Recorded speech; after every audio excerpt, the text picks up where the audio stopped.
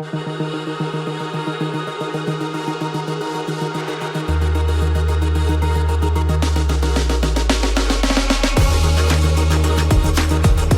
so economists look at that and say, yeah, like that's how economic growth happens. You do more with less. You have that idea. That's really the only sort of truly the source that can be said to be the source of economic growth.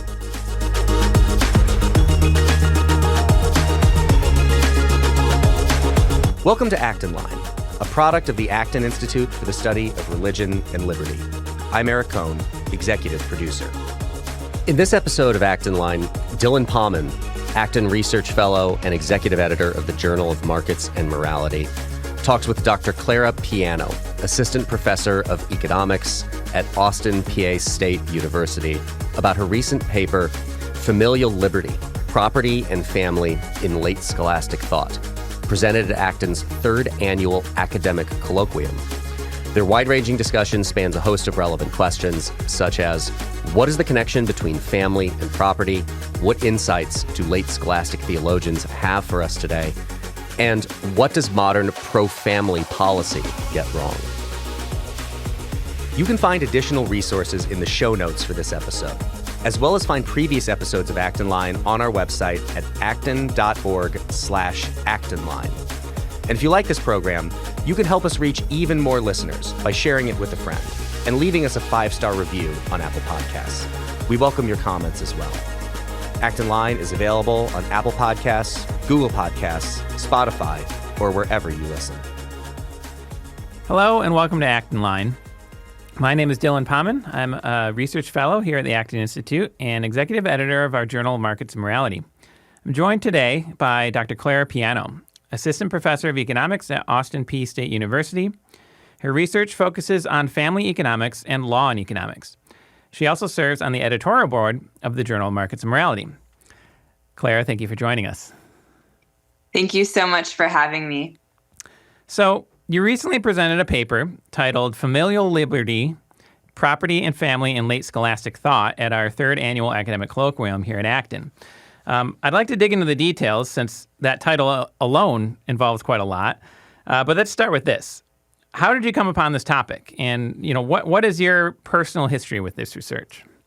Yes. So I have been interested in the late scholastics and specifically like the economic thought of the late scholastics since I was an undergraduate student and I took a history of economic thought course.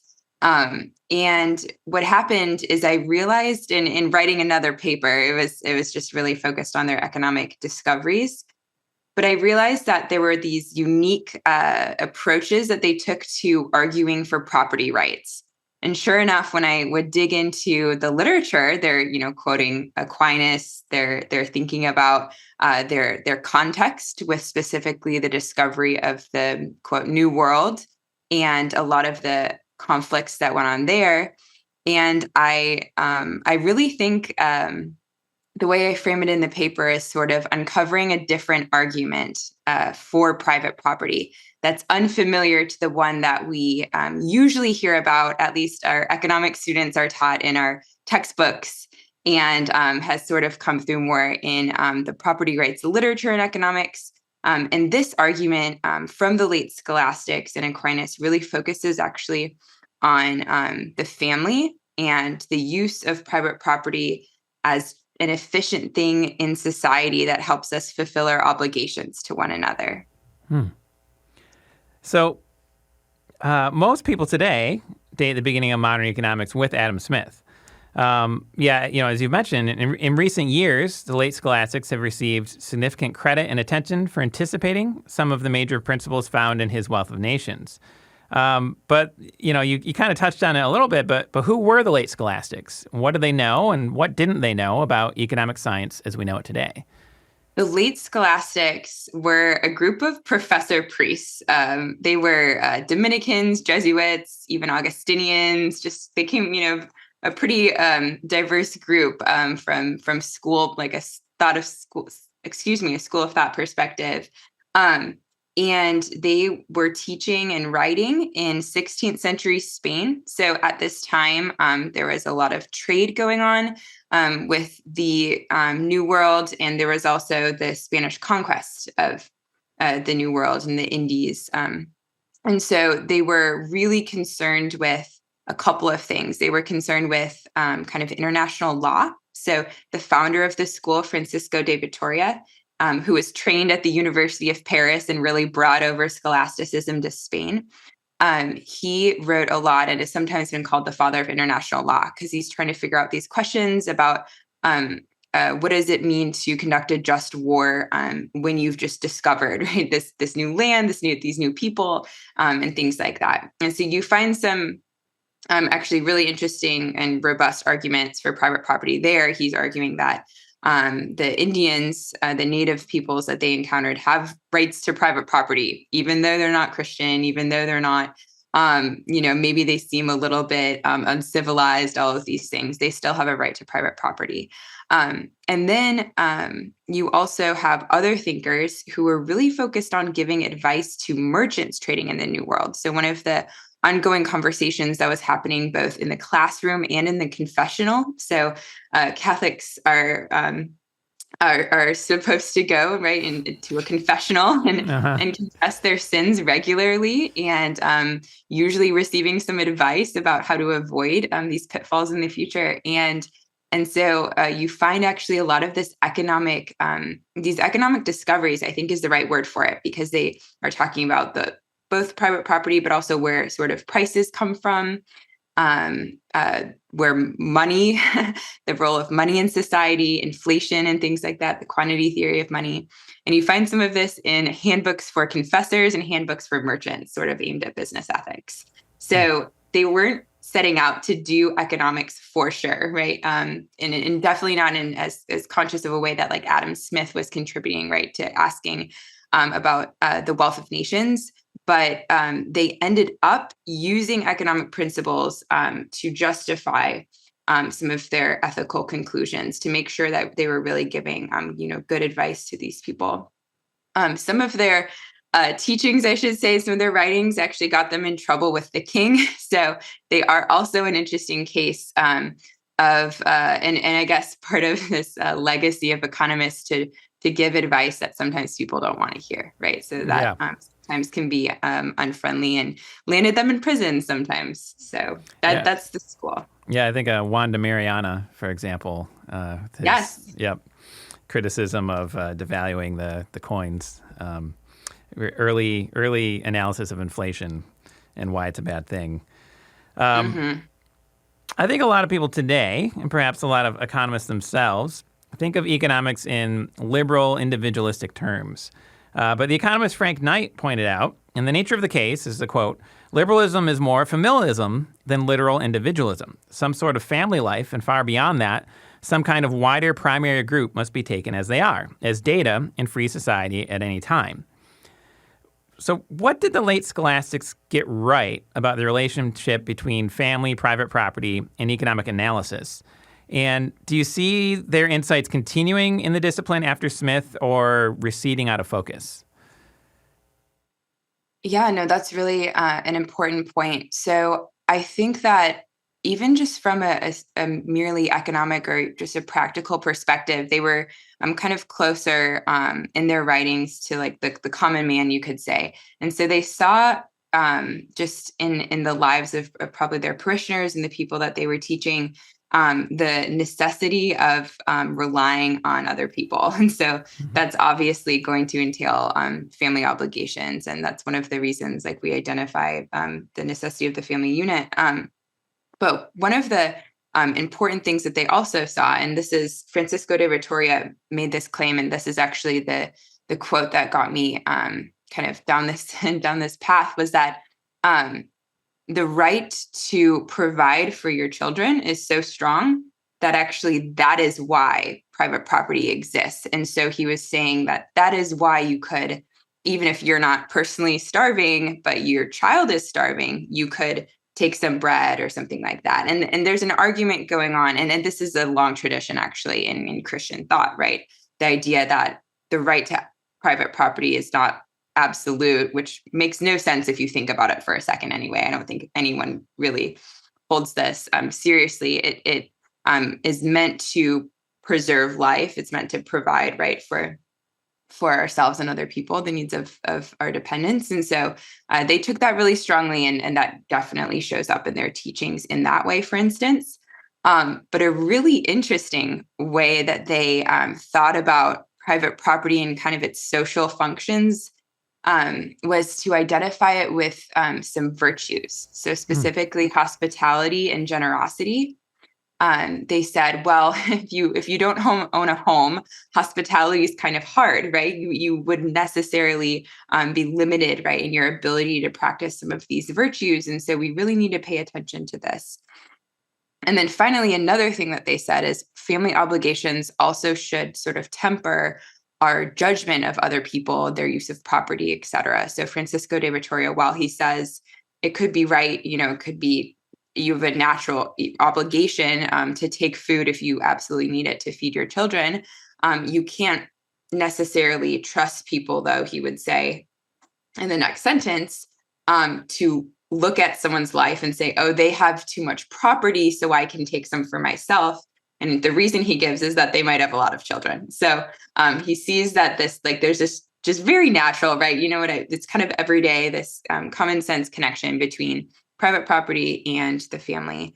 But this also then will lead them to make this leap, which goes beyond then Thomas Aquinas, and is still kind of an ongoing debate, I guess, in the Christian tradition. A lot of people on different sides, but some of the schoolmen, specifically Luis de Molina, would claim that private property could have existed before the fall, or it could exist in like an economy of angels, for instance, because you could arrange for there to be private property just by consent. In fact, you might have good reasons to consent to there being private property for the reasons of virtue, practicing the virtues, and living out your family obligations. Yeah, I believe Suarez also has a whole, we published a few years ago a treatise of his on what life might have been like had there been no fall, right? And he gets into things like, he affirms kind of what people think of as the Lockean doctrine of labor being the origin of property, that if, by combining your labor with the resources of the world, it becomes your property. So he seemed to kind of concur with that as well, that there might be even private property had there been no fall. Your comment about, or his comment, Vittoria's comment about judgment is interesting in that I feel like I've experienced that in my life, and that I grew up pretty lower class, grew up in a, blue-collar suburb, but also raised by a single mother. We lived in an apartment until she got remarried in 8th grade, when I was in 8th grade. But I remember seeing like big houses and thinking, who could ever need a house that big? Well, now I'm 39, and my wife and I have 4 kids. And a year ago, we got a bigger house because the house we were in was definitely too small. Like it was genuinely a need to get a bigger house. And I looked back and realized how judgmental I had been, just living in this different circumstance and not being the provider and not being the sort of person that is worried about, well, how do I take care of all my kids and how do I have space? And realizing that I probably, walked by or drove by, houses and jumped to a lot of really unfair conclusions in my past, just because I hadn't been in that situation myself. So I would concur with him on that, or second his point. So in your paper, you also spent some time examining the Roman Catholic tradition of distributism associated with G.K. Chesterton and Hilaire Belloc, the early 20th century thinkers. We've often been critical of distributism in the past here at Acton, at least to the extent that its proponents have branded it as a sort of third way between socialist and classical economics. But our friend Alex Salter has recently attempted to recast distributism as more of a normative political economic perspective rather than its own school of positive economics. Would you concur with that? And in either way, what might the distributists have gotten right about the connection between family and property? That's interesting. Just to your first story, I was also thinking very personally as I was writing this paper, just because I've recently become a parent, and it was really, I think, easy to have silly ideas about property and like the necessity of kitchens and things like that, of cars and whatever, until you have dependents, until you have children, and it just puts it all into relief. So that's awesome. But on Alex Salter's excellent book, I think I generally agree with him. I think he is a very generous reader of the tradition of distributism, which is an excellent virtue on Alex's part. I think I have more concerns with making sure that before we explore the normative dimensions, just making sure that we have the positive economics straight. I think that that's a big task that we have today, is educating, even starting in high school and middle school, really educating students on just basic economic principles, I think is really important, and really a disservice if we don't do that. And then I think it can be really interesting to have these debates over distributism, and I think researchers should. I just don't think that those debates are as fruitful when they come right before the facts, maybe, of the matter, before the learning. So that's how I think about it. But in my paper, I actually treat distributism and Marxism as, in the same section, as kind of two extreme views of this argument that private property is essential to the family institution. So both of these schools, and obviously actually distributism was responding in quite a straightforward way to communist thought. And so this isn't my construction, but both of these schools of thought claim and recognize, to their credit, I think, actually, that there is an intrinsic connection, a really fundamental connection between the family and private property. Communists, like Engels, actually really emphasized this and said that's why we need to do away with private property, right? If we just knock out private property from society, actually the family and even religion, he said later, right, those things will tumble down as well. And that's really going to free the individual. By taking away private property, you free the individual, because individuals are, right, kind of constrained in their family units. That's the idea, right? We don't want anyone to depend on anyone else besides the state. And then distributists took the flip side, the other extreme, saying the family is the familial function of property is the only worthy kind of use of property or focus of property, right? Sort of neglecting the role of corporations in owning property and just other sorts of business ventures. And so I think that the distributist view, though, made a really important contribution, which comes up later in Catholic social thought, which is that private property does allow families and individuals, of course, but really families, to live out their own vision of the good. So we would say really to live out this liberty that is a right of the human person, right? To have autonomy, to decide, what kind of education your children are going to have. Chesterton has some funny examples in his writing to decide if you want to just, sit on your living room floor and eat dinner one night, or, whatever you want to do. As a family, property is going to allow you to have that freedom, which is another important part of respecting parental rights, as it later comes up in the CST tradition. So that's how the distributists were writing about private property and the family. I definitely think they got a lot of things right, but I think that they forgot the other arguments, right, for private property that are more familiar. Yeah, I've been at Acton now for 12 years, and we love free markets here, free market economics. But I discovered that the vast majority of my job, in terms of the public-facing kind of persuasive aspect of it, is just trying to get people those basic economic principles that, I got some big disagreements with Paul Krugman, but he at least understands the importance of private property. He knows about gains from trade. There's all sorts of ways in which I would disagree on, monetary theory or whatever, but that's actually pretty secondary to just getting those basics right. And there's a different sort of conversation you can have, and more often than not, I encounter people that they just don't even have those basics. They haven't even covered them, and to the point where economists of vastly different political perspectives would actually agree on something that they're disagreeing with. So that is definitely, I think, going to be a lifelong task for a lot of us. But a really important point that I do. I do really appreciate Alex's kind of recasting of distributism, although I'm probably less sympathetic of it. There's kind of an agrarian aspect to it that just doesn't appeal to me. I grew up in Grand Rapids, isn't a big city, but it's not small either, and I'm just not a rural guy. So I think cities are great, and I don't want to own a farm someday. I don't want to raise my own food. It's not for me. So I think he's done a great job, and we, building bridges and looking at the positive side. But yeah, those basic principles I think are really, really important. So more broadly than distributism, you also examine the relationship between family and property in modern Roman Catholic social thought. So how did someone like Pope Leo XIII see the importance of private property for the family in his 1891 encyclical Rerum Novarum? And how did later popes build on that foundation?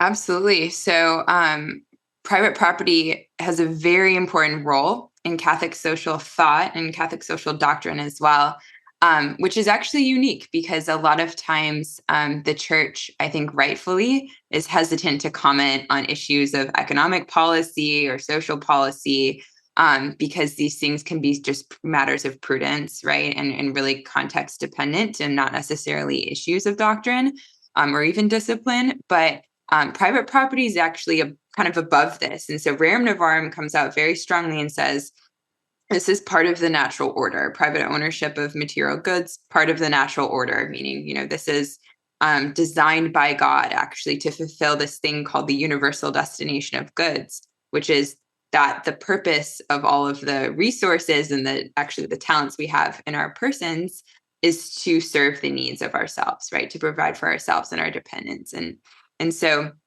private property, there is kind of a vehicle. People have a right to private property, but there's also this social aspect, right? This social obligation.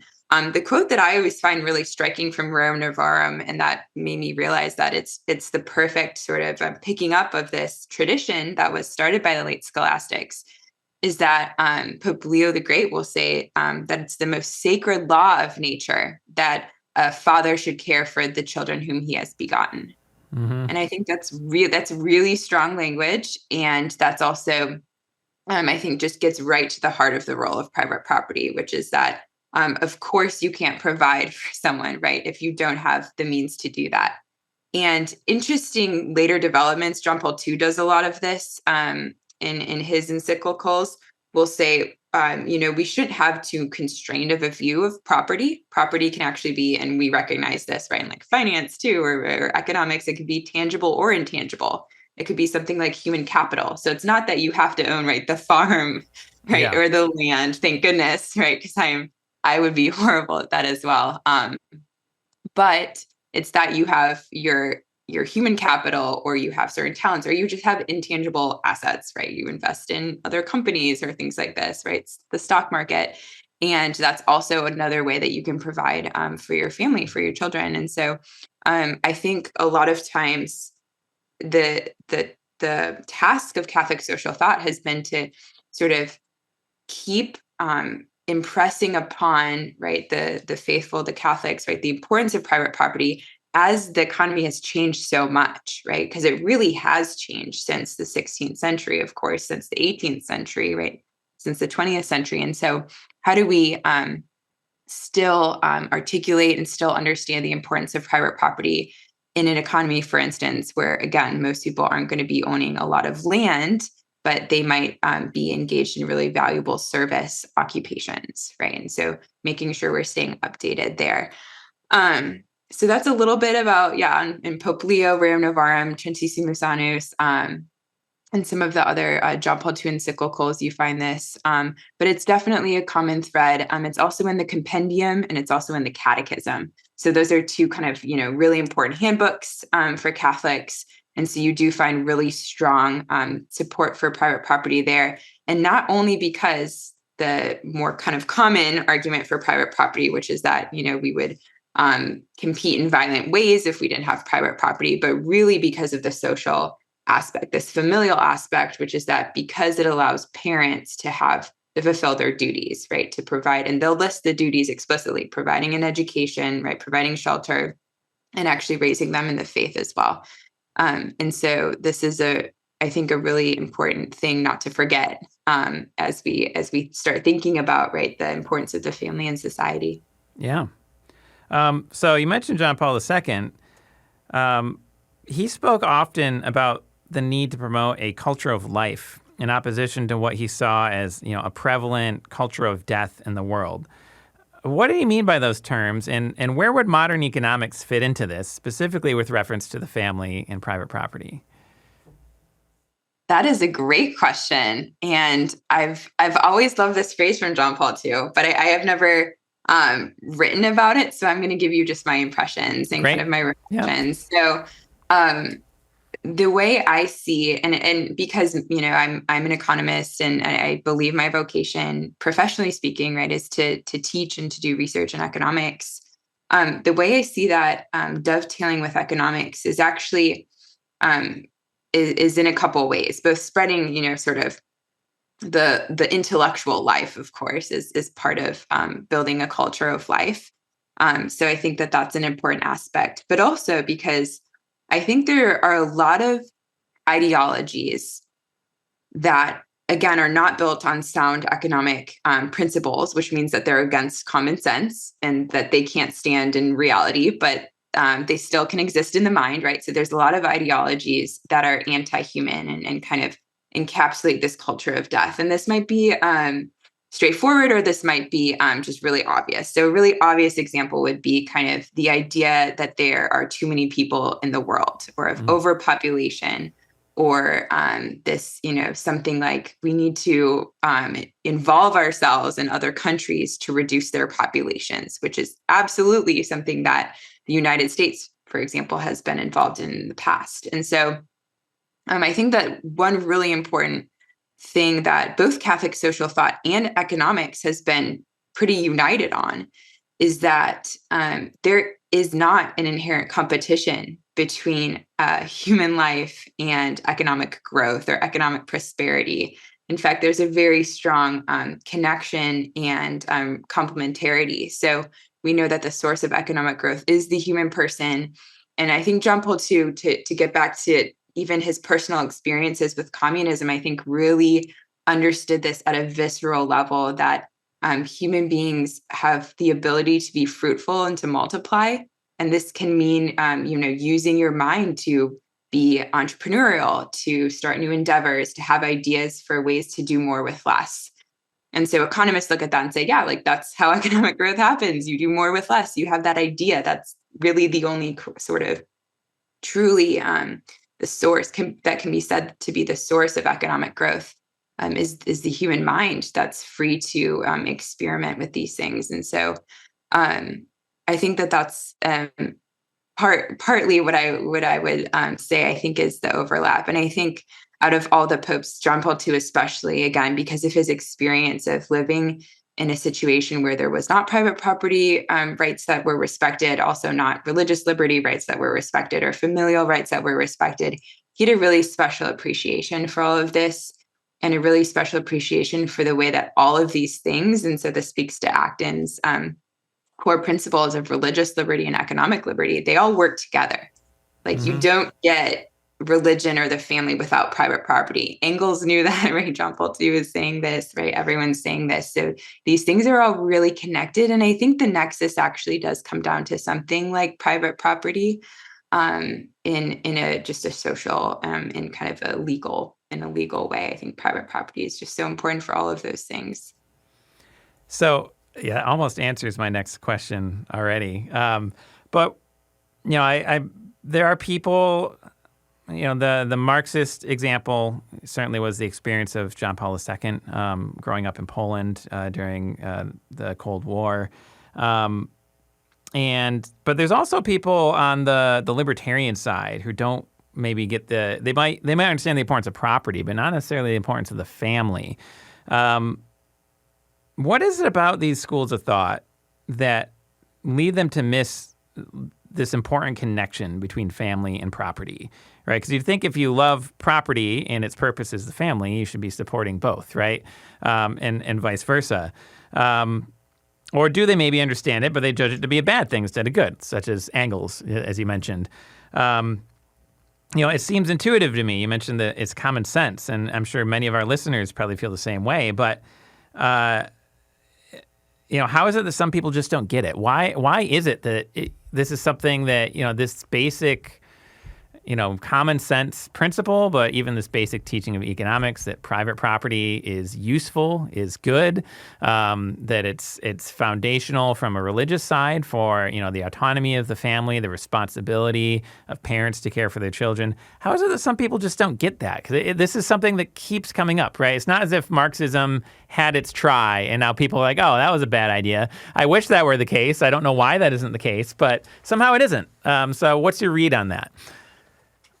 That's absolutely right. I wish that was the case. But there obviously is, it's a very good question, because there obviously is something attractive in these positions, and some fundamental error, we could say, or even heresy. Natural heresy is sometimes the language that like the church will use about different ideologies that view private property as pernicious, that keep cropping up.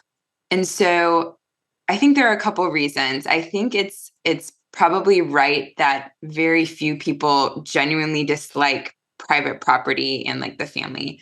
Although I do think it's possible that a lot of people dislike what the church, for instance, would say is like true freedom, which is what Chesterton would say is the freedom to bind yourself. And so the idea that we are free to choose, but there are always going to be costs associated with choice, right? There's no free lunch. This is the world that we live in, and that's actually better for us in the end. So those types of things. I think there's definitely something like that going on, that it can be scary, right, to have people depend on you, or to have property rights, or to see other people with really big houses, right? That kind of thing. It can be difficult. But then I think there's also this. It comes back to kind of missing the connection in this way. And so the common understanding of the use of private property is only one half of the story. So I think that that's really the half that's understood and then rejected, which is that it reduces violence in society. It reduces kind of the competition because of greediness, right, in humankind. And I think that, and to use kind of some Thomas Sowell imagery, right? This is kind of an idea. A lot of these schools of thought have this idea of the perfectibility of man. So we don't need private property if we can get rid of the greediness, right, in man and in the human heart.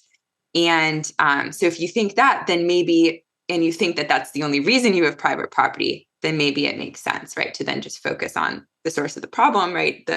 Maybe the social upbringing, or, whatever the reasons are, right? That someone would be kind of violent and try to acquire property.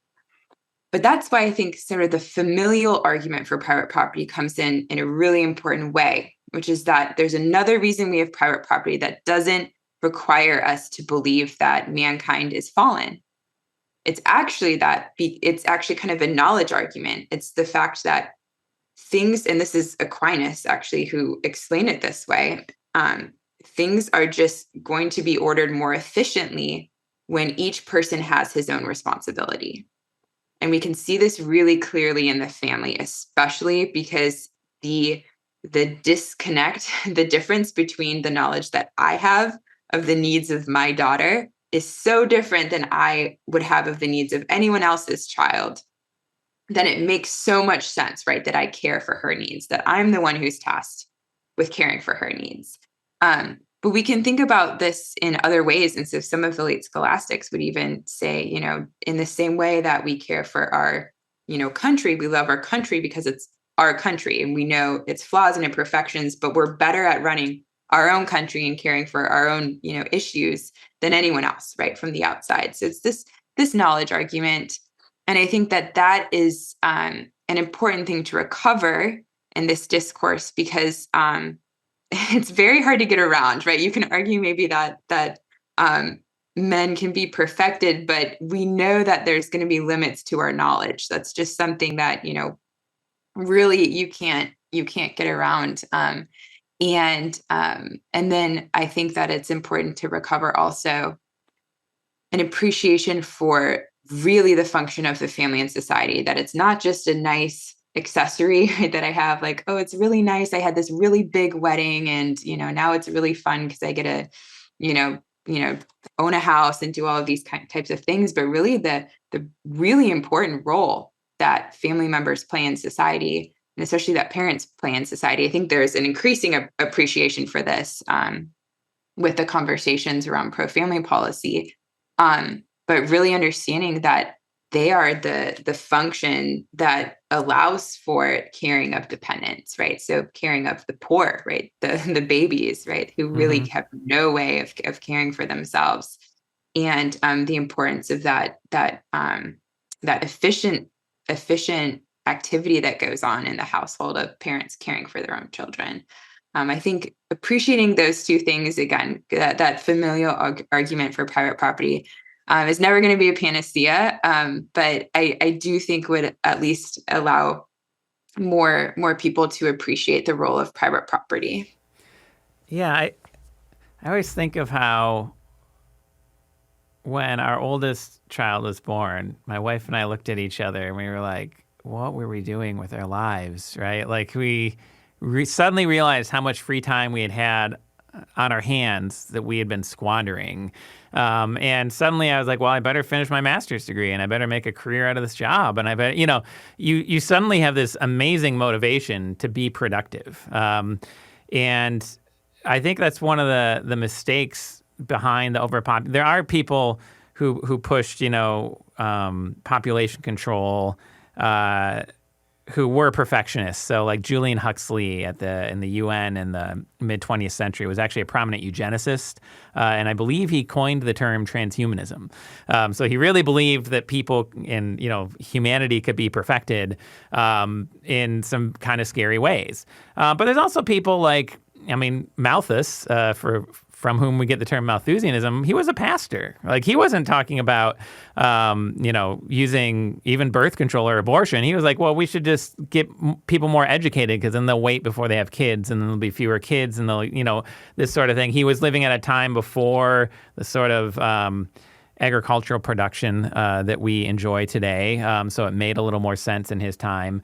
But since then, there are people I really like Wilhelm Röpke, Kenneth Boulding. These are great economists who actually still worried about overpopulation. But I think that connection between when you link it to the family and you put it in that context, I don't see how that the productivity side does not then become part of the common sense of it, right? That I need property because I need to provide for my kids. And if I have kids, I need to provide for them, which means I need to be productive in a way that you don't have to be when those connections, whether it be between the father and mother are severed or between, the provision and childbearing, when those things get separated, suddenly you take away one of the strongest motivations, I think, for productivity. You are describing actually what it's found in a thread of the family economics literature, which is that men start to earn more when they have children. Women usually tend to cut back on their formal working hours. Again, making sense. They're investing their time, but Men are investing their treasure, their talents in a different way. And I think that it also speaks to the point of children being an experience good. So I always want to be, I also was surprised, when I had my first child, at actually how it really reordered my priorities and kind of just changed completely my perspective of formal work. It was something I did for her all of a sudden, and something instead of something I'm doing for myself. Mm-hmm. And but I didn't know that before, and so I think that there's a really important learning component that we just need to tell people about. Like, hey, you're young, you might want to have children, but just remember it could totally change your perspective. So that also needs to be said. And then the last part that I just couldn't help, because I love this conversation. I think it's such a good case study of where, a little bit of economic intuition can go wrong, specifically like with Malthus doing the math and saying, hey, the math doesn't check out, which is that Julian Simon's a really good resource on thinking about the role of population growth and economic growth. And he really pointed to the family consistently saying, well, look, this is the group that also bears most of the costs. And they don't even enjoy, the majority of the benefits. Like usually it's the public who enjoys the fact that there's another worker, another person demanding goods and services, another taxpayer in society. And so it's really important to recognize that actually imbalance. Maybe we're, if anything, he said that the data suggests that we are under providing the good of children, not over providing it. I like that. So there's a lot of talk today on the left and the right about the importance of pro-family public policy, usually involving proposals such as expanding paid family leave for maternity and paternity or increasing the child tax credit. But it sometimes also includes things like raising the minimum wage to represent a family wage, a wage large enough that one person, presumably the father, could be the sole breadwinner, or even additional monetary incentives for couples to have children. So it's almost the opposite of some of the mid-20th century fears. We see diminishing populations, especially in like Scandinavia, where they have a lot of these pro-family policies. But also like Hungary, I know, has quite a bit of this. Do these proposals follow from your analysis of the late scholastics and Catholic social thought on the economic importance of the family? Or might there be other less emphasized proposals that you'd want a pro-family policy to address in the light of your research? Great. Yeah, I didn't get into family economics, and especially this paper, thinking it would be politically relevant, but it ended up being so. And I think it really took below replacement fertility rates for a lot of people to wake up and say, oh, maybe these economists aren't crazy. Something very serious is going on that could threaten prosperity and economic progress going and living standards, quite frankly, going forward with declining fertility, not to mention, right, the importance of carrying on the human race. But so from a pro-family policy perspective, I unfortunately think a lot of the proposals, and they're mostly proposals in the United States. You mentioned a couple of countries who are really implementing this and putting a lot of funding behind it. Unfortunately, I think that they get a couple of things wrong. So I'll just try to mention maybe a few. I think the most important thing is that they don't understand what opportunity cost is, right? With the cost of the choice to have a child is not just the cost of giving, food, shelter, and things like that, which are important, but those are probably declining, right? It's actually never been, we've never been wealthier as a global society. Thank goodness, right? Extreme poverty is on the decline. And it's a lot of things like progress in lowering infant mortality and maternal mortality rates also just makes it really actually a great time to have kids. But you actually give up, though, kind of things that you thought were your identity. And I'm taking some of this, from my own perspective, and it sounds like from your perspective as well. But Catherine Pakalik's a professor, has been doing really important work on this. And she has a book coming out soon called Hannah's Children, where you really do hear, if you talk to parents, and especially mothers, the full opportunity cost of the choice to have children is something like yourself, right? It's not, right. It's not like it's not like $1,000 every month. So that's unfortunately, I think, going to be very expensive if we want to approach it from just a financial cost perspective instead of the true, economic opportunity cost perspective. The second thing is, I also think that when we're thinking about pro-family policy, having a one-size-fits-all answer can be really damaging. So sometimes countries think about like universal childcare, or, like you were saying, raising the minimum wage, right? These are getting at sort of targeted solutions, but unfortunately, that can be very distortionary for the economy. Of course, minimum wage just lies about kind of the value of work and actually puts the most disadvantaged people out of work.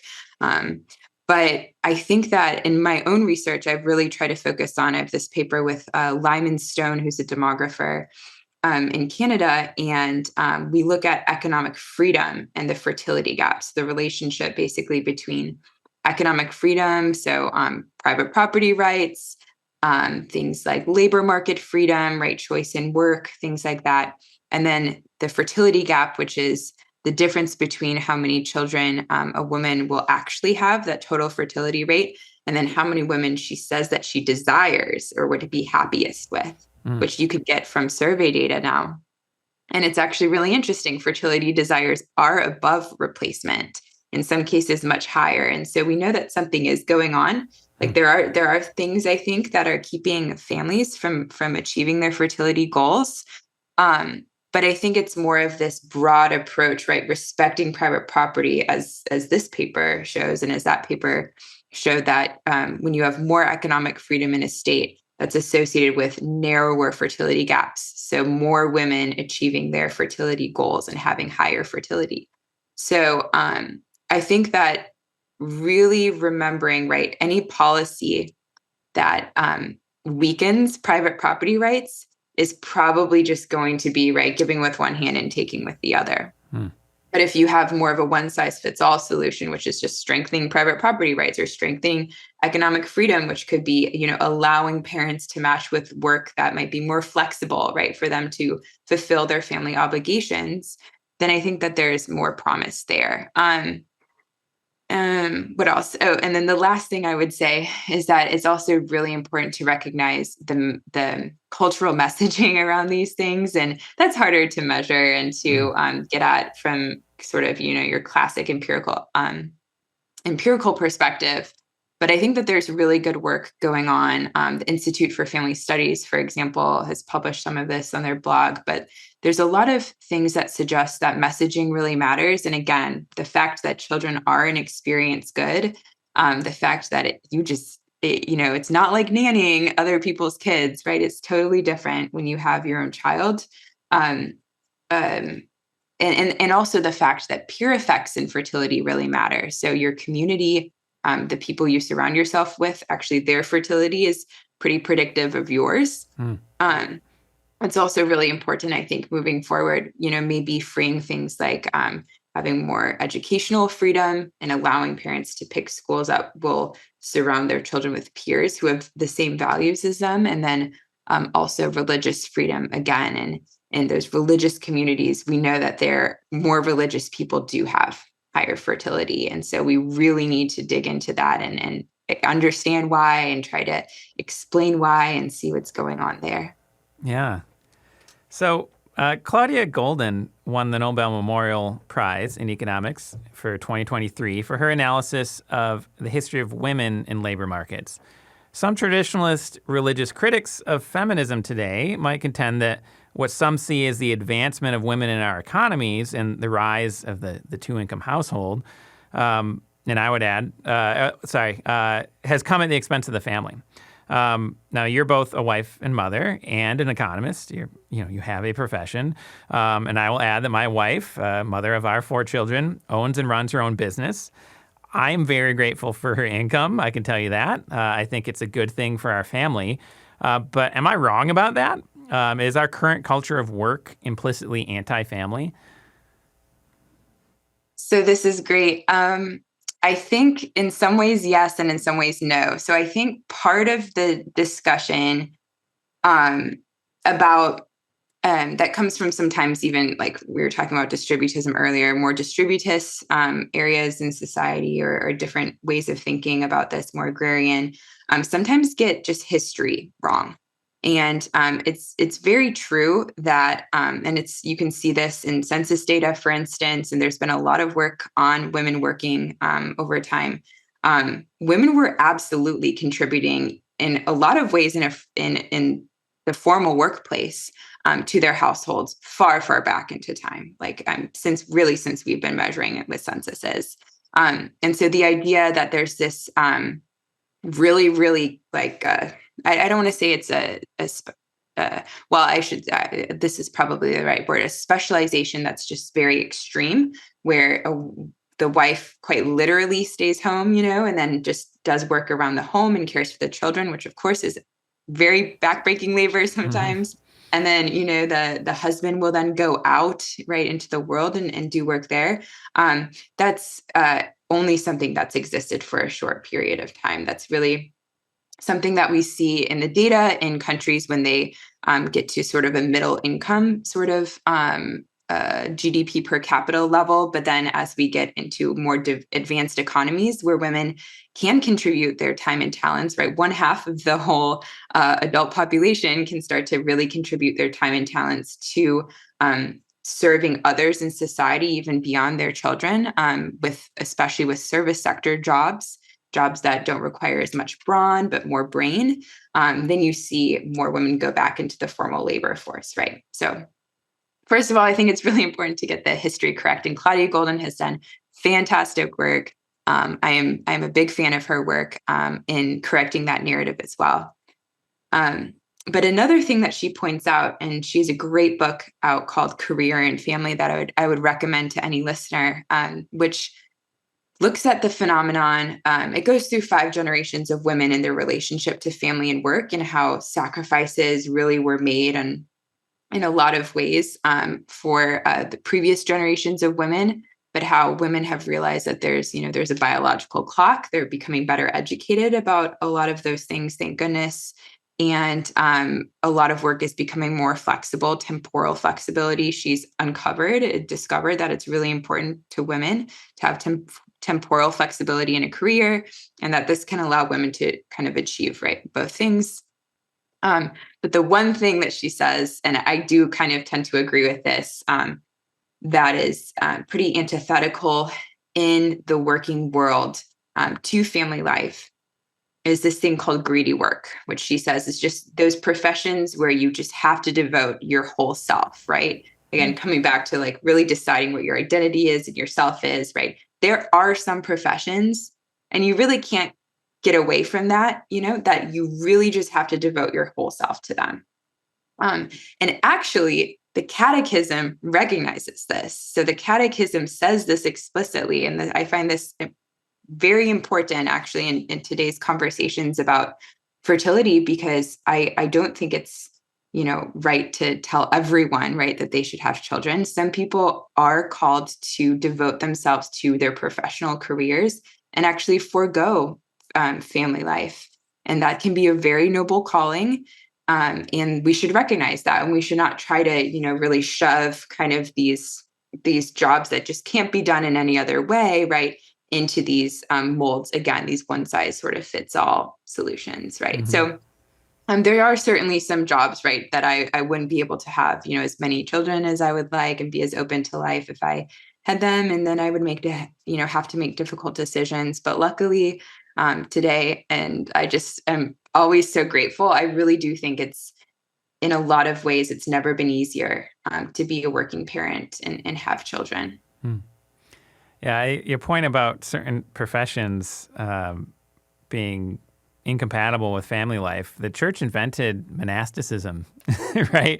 And it actually has been incredibly economically important and productive in its own way. But one of the basic requirements, of course, is that you don't get to have a family life, right?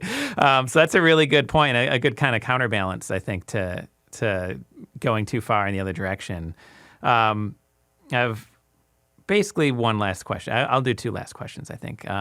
So to kind of get beyond policy, policy is a matter of politics, and often economic analysis is directed towards the reform of our current public policy.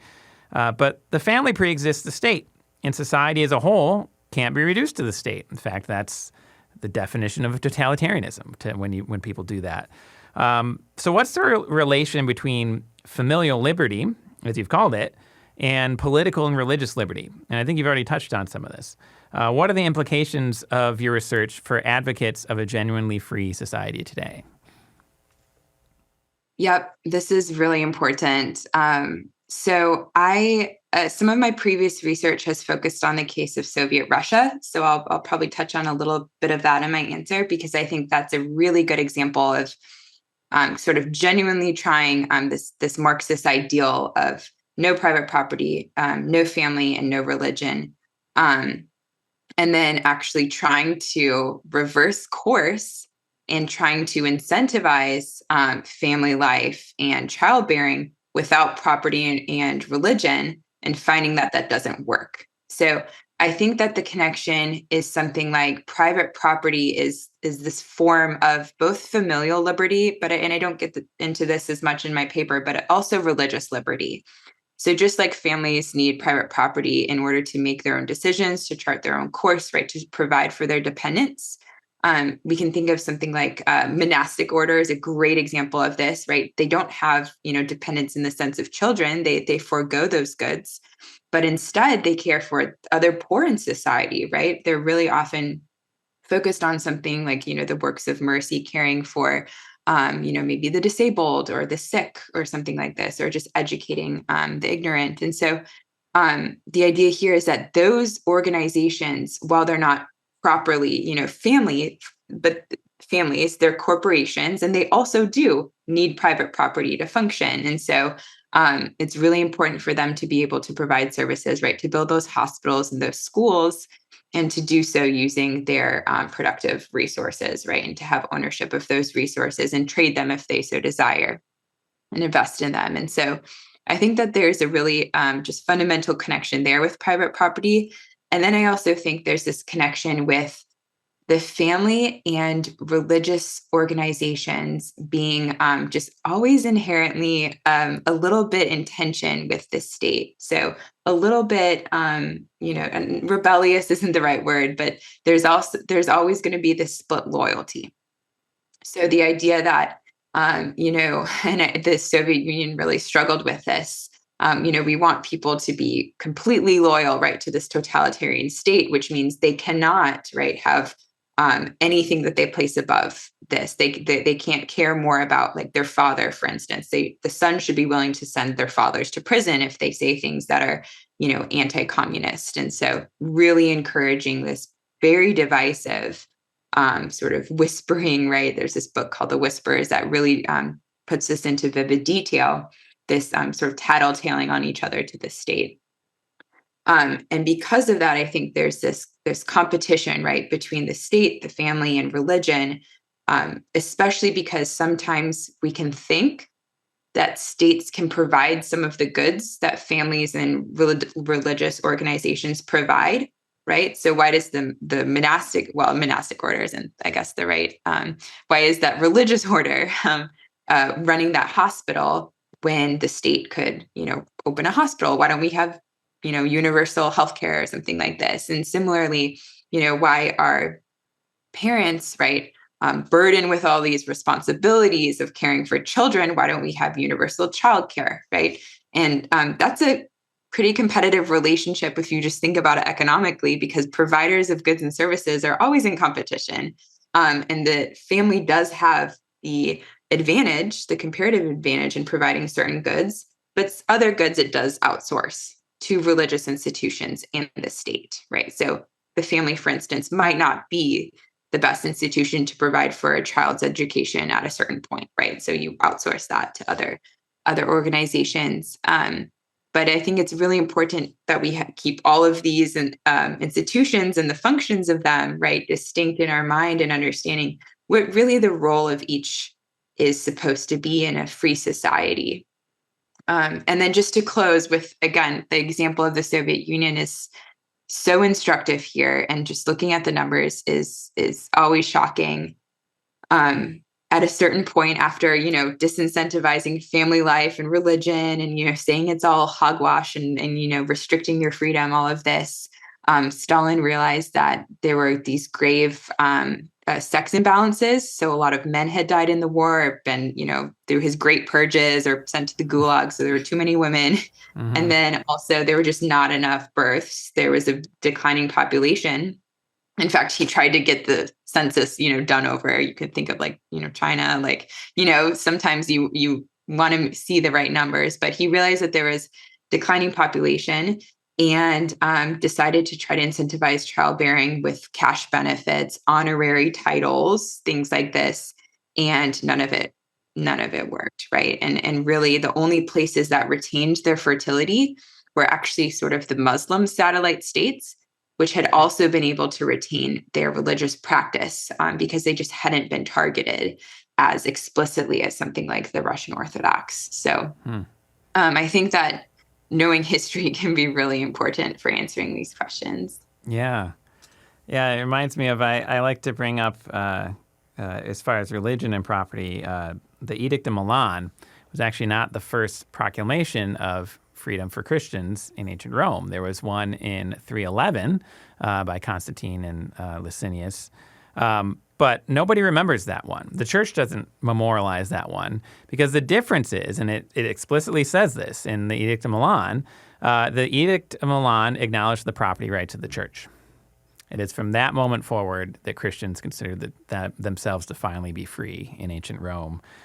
So I think that's a pretty strong statement as well about, that centrality of property rights for liberty beyond the role of the state. And the church in many ways may historically be the first non-family corporate entity other than the state whose property rights were acknowledged in the first place, right? There were aristocratic estates, and then there was the state, and that was it. So really, really important historically as well. All right, so I want to conclude with just kind of like a free space sort of question. Like many academics, I'm sure you have more than just this one area of research. So to close the interview, tell me about what else you've been researching. What are you working on, and what are you most excited about? Every academic's favorite question. I'll try not to go on too long. No, I'm teasing. So we got time. We're all right. Yeah, no. I just have one other paper idea that I was actually thinking about in this conversation that really relates, which is I want to do a law and economic analysis of the medieval marriage contract. So just like thinking about kind of the role of the family and private property and religion, actually marriage used to be governed by religious organizations and not the state. So the state, just if you're married in the Russian Orthodox Church or the Roman Catholic Church, we, recognize that. And so looking at the development of that contract over time, and I'm using contract, of course, in just like the economic meaning of the term. Obviously, as a Catholic, I see it as a covenant.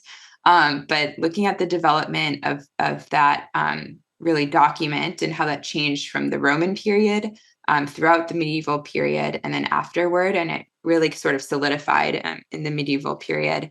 And the reason I'm focusing on that also is because there's been this new literature in economics, and actually more broadly than economics, that identifies the laws of marriage, specifically banning kin marriage, so marriage between cousins, and really connects that to trade and actually a lot of the forces that led to economic growth and that really severe economic prosperity that we see focused on Western Europe and not so much in the rest of the world past a certain point of time. So I'm also interested in that to understand, what is that contract? What were the reasons, for instance, that the church would ban something like kin marriage and really try to promote childbearing? And part of my answer so far, and this is a work in progress, but it touched on something we mentioned in our conversation, which is that monastic communities and just the religious orders and really the flourishing of even going beyond the tradition of hermitesses and hermits and things like that, they really started to take off during this time period. At the same time, you can think of like the Council of Trent and other big occasions when the marriage contract was outlined. And I think that the emphasis on fertility in marriage is kind of a counterbalance to that emphasis on celibacy, right? And the celibacy requirements that started to become really prominent in those other parts of the church, right? For people who had chosen religious vocations. So I'm interested in those interplays as well, and to kind of uncover the story there. But yeah, so that's another project I'm working on. Thanks for asking. Cool. Yeah, well, we'll look forward to that paper as well then. That's great. Well, our guest today has been Clara Piano. Clara, thanks for joining us. Thank you so much.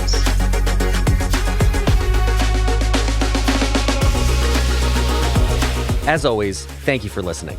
Our team loves putting this podcast together for you.